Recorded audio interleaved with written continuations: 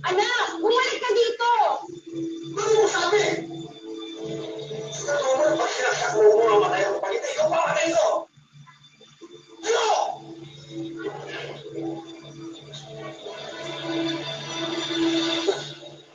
Sumusunod pa tingin ito. Tutuloy mo. Wait, bakit? Tawagin natin ang daddy mo. Manunin ka sila. Opo, kami lang po. Oo. Narinig mo, sinabi ng anak mo, manunin. Opo. Eh bakit ganun? Kalupit ka nung mga panahon yun. Eh ngayon natitignan ka, parang hindi ka makakapatay ng langaw eh. Eh bakit noon naging ganun ka pala kalupit? Manunin? Nalulong po kasi ako, Tita Mel, sa sabong, sa isyo, sa inom, magbabatak babae. Kaya po, pag ako'y umuwi sa bahay at ako'y natalo, sa kanya ko po binubuntun yung galit ko.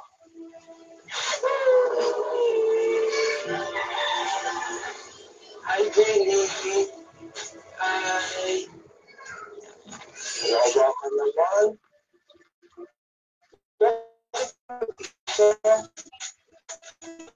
Bakit po hindi Daddy po kasi. Nawaway na po si Kuya. Bad po si Daddy.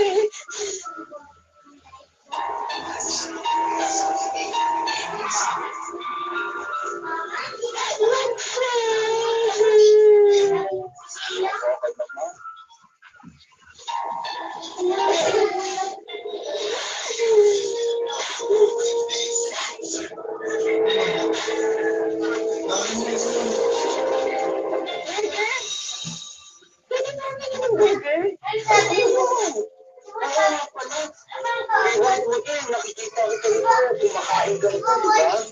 Doon, sa'yo na to. Thank you po!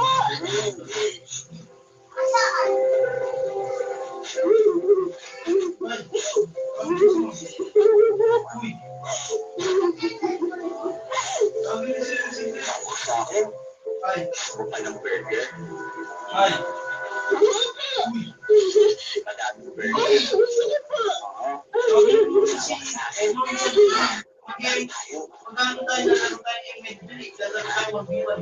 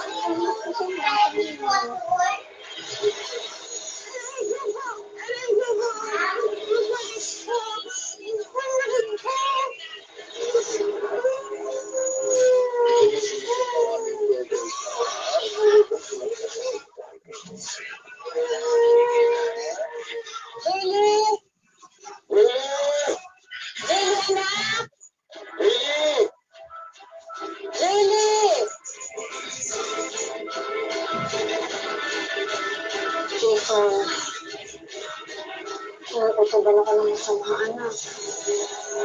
Baka nangyari na sa kapatid mo.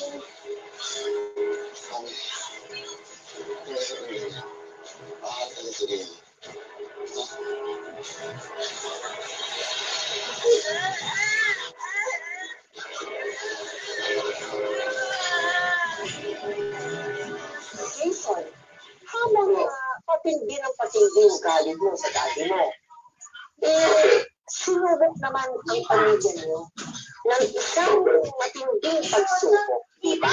Ano nangyari sa kapatid mong si Jenny? Actually, nangyayari po yun, hindi ko siya talaga alam. Wala ko tayong alam kasi si Mami, hanggat maiaayos po niya na hindi po kami madamay. Ibig sabihin yung, kasi alam ni Mami, pag po nalaman ko yun, magagalit ako. Pag nalaman ni Daddy, magagalit si Daddy. Sabi ko si Mami, sabi ko na, anak, meron akong ikukwento sa'yo. Kasi ito na lang din, alam ko hindi ko na maitatago sa'yo. Yun, sinabi ni Mami na, mag-issue kapatid. Ano sa'yo? Hindi ko anak niyo. Ilang beses ko ba sasabihin sa inyo na hindi ko nga alam kung nasaan si Ruel? Si Ruel? Hoy! Huwag mo nga itong masigas-gawan! Hindi niyo akong panamunin! Isa pa, paano kayo nakasisiguro anak mo nga ang gumasasadya kay Jenny?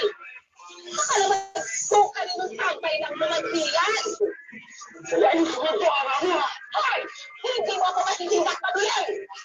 Bakit mo maniwala kayo si Jenny? Walang-walang yan! Nagliligalit niyo! Nakapwisit!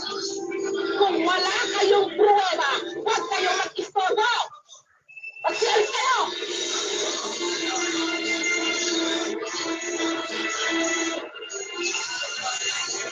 Habang sinisigaw sila ng katabukan, dinilagagdagan ang kalbaryo ni Quezon. Nang malamang nagpatalo ng kalahating milyong piso si Quezon, ang ama ng si Manilin sa loob lang ng isang araw.